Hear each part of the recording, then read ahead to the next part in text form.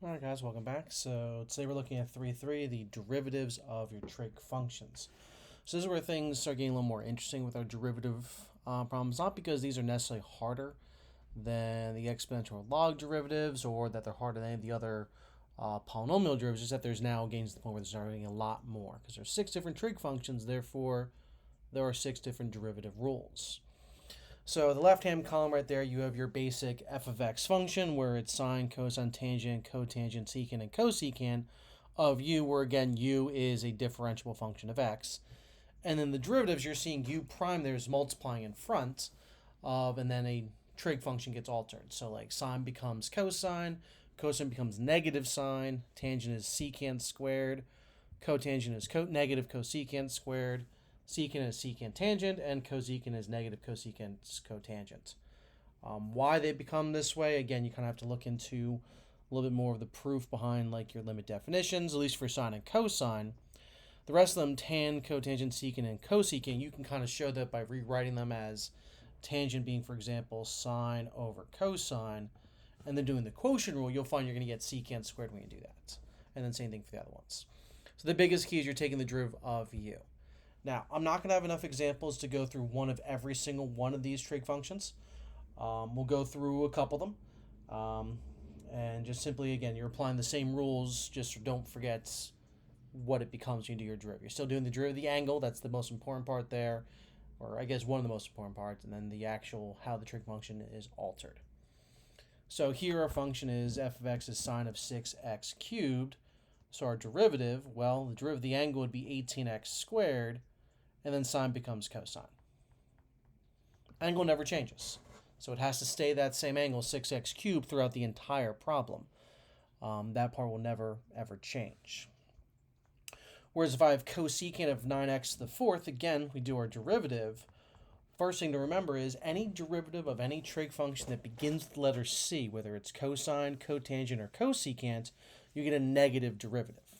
So we'll have a negative and then 36x cubed for the derivative of the angle. And then cosecant becomes cosecant cotangent. And both cosecant and cotangent have the same angle, that original angle of 9x to the fourth. So for those problems for cosecant and secant where you create two trig functions from the derivative, the angle stays the same in each one of those processes. So make sure you're careful with that. So that's just your basic trig rules. Now, if we get into use of the product and quotient rules, again, we have two functions. Your first function, 7x to the fifth. Your second function, cotangent of 4x to the fifth. So we do our derivative. 7x to the fifth becomes 35x to the fourth. And we leave the cotangent alone. And then plus, we leave the 7x to the fifth alone, times, cotangent starts with the letter c, so it's a negative derivative.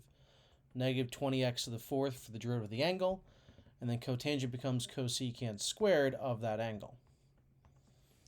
So then we go ahead and just simply kind of clean up a little bit on the right-hand side. Nothing we can really do for the left side. It just stays, that's a cotangent, not a cosine. Let's fix that. 4x to the fifth. And then you have your negative 20 times 7, so it's a negative 140. X to the fifth, x to the fourth is x to the ninth. And then you have your cosecant. I did it again. Started writing cosine. Your cosecant squared of 4x to the fifth. That's all we really can do. Again, yes, we can kind of factor a little bit. The 35 and the 140 have some numbers in common. They have a 35 in common. We have an x to the fourth in common, so we could factor that part out.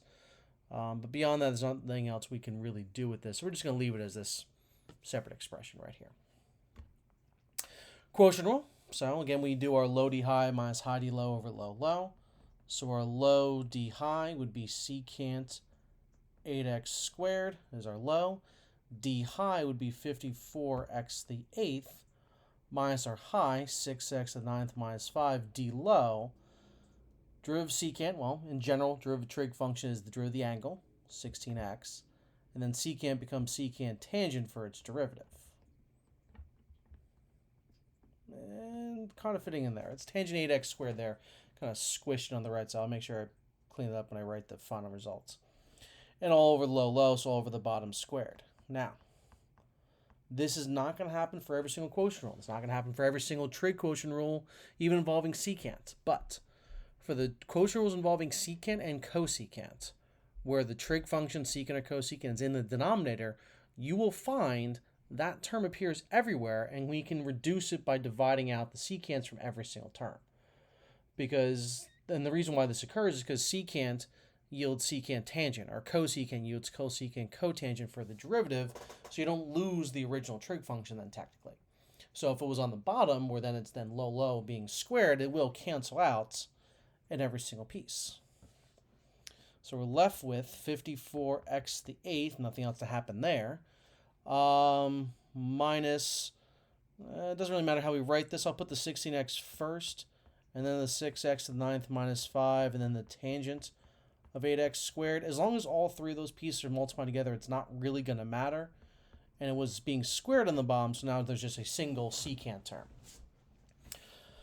All right, again, this only occurs when it's a secant or a cosecant quotient rule where the trig function is in the denominator. If it was the other way around, if the secant was up top, the low would not involve the trig function. Therefore, at best, we could factor it out of the numerator, but it wouldn't reduce with anything. All right, so, and then our last thing to really look at is the implicit form for this stuff. So this still obviously happens. We have our angle is now a y function. We still do all the same kind of things. We get an 18x to the 5th here. 2 disappears. We'll get a negative 15y squared. Cosine becomes sine. And again, the negative came from anytime we take the derivative of a trig function with the letter c, there's going to be a negative associated with the angle. Now keep in mind, if the angle also has a negative derivative, then the negatives would cancel each other. So just watch out for those cases. And then, oops, I forgot to write the dy dx next to the sine function. Let's fill that in right here. Because again, we took a derivative of y, so we need to have our dy dx. So the goal is to solve for that. So we go ahead and add over the 8. 18x to the 5th plus 8 equals a negative 15y squared sine of 5y cubed dy dx. So we divide over and get dy dx to be the 18x to the 5th plus 8 over negative 15y squared sine of 5y cubed. And again, numerator and denominator, if they had something in common number-wise, variable-wise, we would then divide by it. Since it doesn't, there's nothing more we can do with that. All right, so just as straightforward really as the exponential and log, just that there are 6 different trig functions, 6 different rules, and again, this is where it starts getting a little intense in terms of the different derivative rules. Individually, they're not very challenging. Having them all memorized, which will be key if you're taking something like the AP Calculus test, whether it's AB or BC, is going to be critical. All right, so that was our regular trig functions. We also have the inverse trig function. We're going to take a look at that next. So I'll see you next time for that one.